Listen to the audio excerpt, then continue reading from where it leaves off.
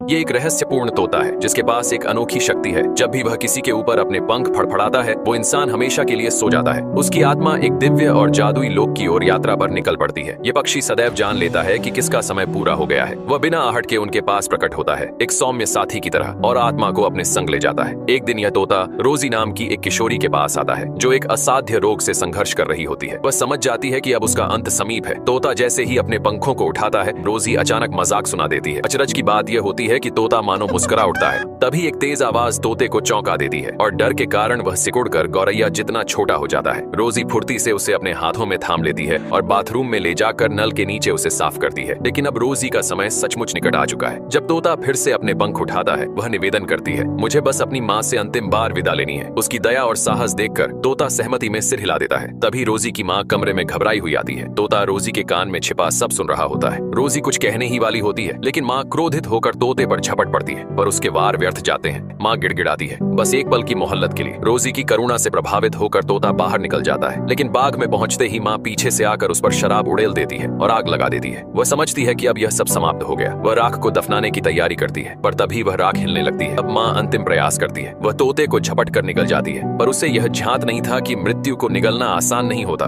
अगली सुबह रोजी को खिड़की पर कोई दस्तक सुनाई देती है। वह पर्दा हटाकर देखती है, वही तोता है पर अब उसके शरीर के कुछ हिस्से गायब हैं। रोजी की आंखें फैल जाती हैं। वह नीचे दौड़ती है और वहीं ठिठक जाती है। उसकी माँ अब उतनी ही विशाल हो चुकी थी जितना कभी वह रहस्यमयी तोता था।